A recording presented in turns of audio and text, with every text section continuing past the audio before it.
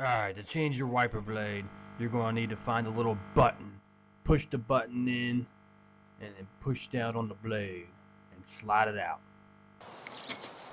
There we go. Alright. See that little button right there? Push down on it and you pull down. This one, it didn't even move.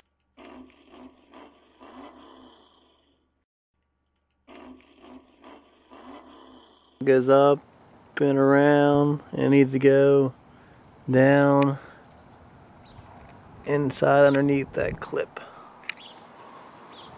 So. Congratulations, you have successfully put on a wiper blade. Yeah!